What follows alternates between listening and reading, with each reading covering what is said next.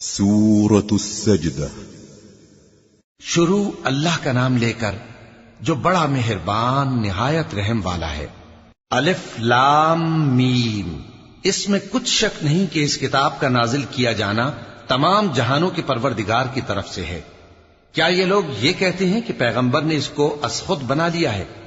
نہیں، بلکہ وہ تمہارے پروردگار کی طرف سے برحق ہے، تاکہ تم ان لوگوں کو ہدایت کرو جن کے پاس تم سے پہلے کوئی ہدایت کرنے والا نہیں آیا، تاکہ یہ رستے پر چلیں۔ اللہ ہی تو ہے جس نے آسمانوں اور زمین کو اور جو چیزیں ان دونوں میں ہیں سب کو 6 دن میں پیدا کیا، پھر عرش پر جلوہ افروز ہوا۔ اس کے سوا تمہارا نہ کوئی دوست ہے اور نہ سفارش کرنے والا۔ کیا تم نصیحت حاصل نہیں کرتے؟ وہی آسمان سے زمین تک کے ہر کام کا انتظام کرتا ہے، پھر ہر کام ایک روز جس کی مقدار تمہارے شمار کے مطابق 1000 برس ہوگی اس کی طرف رجوع کرے گا۔ اسی شان کا ہے وہ خالق جو پوشیدہ اور ظاہر کا جاننے والا ہے، غالب ہے، بڑا مہربان ہے۔ وہی جس نے ہر چیز کو بہت اچھی طرح بنایا، یعنی اس کو پیدا کیا اور انسان کی پیدائش کو مٹی سے شروع کیا، پھر اس کی نسل ایک قسم کے خلاصے سے یعنی حقیر پانی سے بنائی، پھر اس کو درست کیا، پھر اس میں اپنی طرف سے روح پھونکی اور تمہارے کان اور آنکھیں اور دل بنائے، مگر تم بہت کم شکر کرتے ہو۔ اور کہنے لگے کہ جب ہم زمین میں ملیا میٹ ہو جائیں گے تو کیا اثر نو پیدا ہوں گے؟ حقیقت یہ ہے کہ یہ لوگ اپنے پروردگار کے سامنے جانے ہی کے قائل نہیں۔ کہہ دو کہ موت کا فرشتہ جو تم پر مقرر کیا گیا ہے تمہاری روحیں قبض کر لیتا ہے، پھر تم اپنے پروردگار کی طرف لوٹائے جاؤ گے، اور تم تعجب کرو جب دیکھو کہ گناہگار اپنے پروردگار کے سامنے سر جھکائے ہوں گے اور کہیں گے کہ اے ہمارے پروردگار، ہم نے دیکھ لیا اور سن لیا، تو ہم کو دنیا میں واپس بھیج دے کہ نیک عمل کریں، بے شک ہم یقین کرنے والے ہیں۔ اور اگر ہم چاہتے تو ہر شخص کو ہدایت دے دیتے، لیکن میری طرف سے یہ بات قرار پا چکی ہے کہ میں دوزخ کو جنوں اور انسانوں سب سے بھر دوں گا۔ سو اب آگ کے مزے چکھو، اس لیے کہ تم نے اس دن کے آنے کو بھلا رکھا تھا۔ آج ہم نے بھی تمہیں بھلا دیا ہے، اور جو کام تم کرتے تھے ان کی سزا میں ہمیشہ کے عذاب کے مزے چکتے رہو۔ ہماری آیتوں پر تو وہی لوگ ایمان لاتے ہیں کہ جب ان کو ان کے ذریعے نصیحت کی جاتی ہے تو سجدے میں گر پڑتے اور اپنے پروردگار کی تعریف کے ساتھ تسبیح کرتے ہیں اور غرور نہیں کرتے۔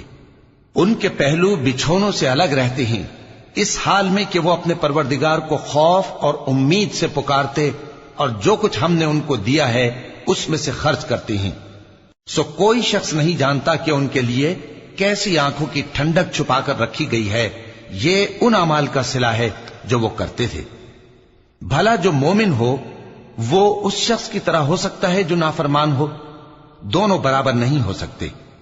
جو لوگ ایمان لائے اور نیک عمل کرتے رہے ان کے رہنے کے لیے باغ ہیں، یہ مہمانی ان کاموں کی جزا ہے جو وہ کرتے تھے، اور جنہوں نے نافرمانی کی ان کے رہنے کے لیے دوزخ ہے۔ جب چاہیں گے کہ اس میں سے نکل جائیں تو اس میں لوٹا دیے جائیں گے، اور ان سے کہا جائے گا کہ جس دوزخ کے عذاب کو تم جھوٹ سمجھتے تھے اس کے مزے چکھو، اور ہم ان کو قیامت کے بڑے عذاب سے پہلے دنیا کے عذاب کا بھی مزہ چکھائیں گے، شاید وہ ہماری طرف لوٹ آئیں۔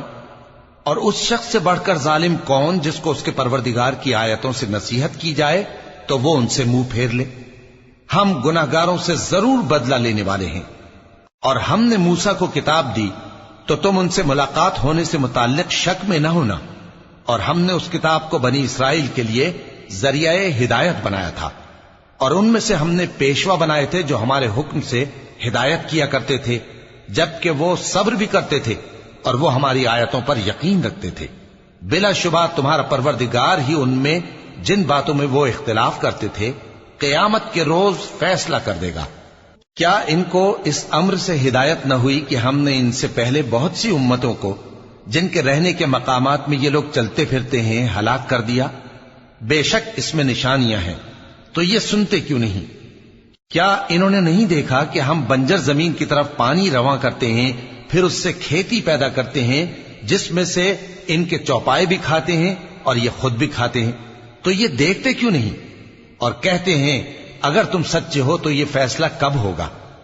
کہہ دو کہ فیصلے کے دن کافروں کو ان کا ایمان لانا کچھ بھی فائدہ نہ دے گا اور نہ ان کو مہلت دی جائے گی، تو ان سے منہ پھیر لو اور انتظار کرو، یہ بھی انتظار کر رہے ہیں۔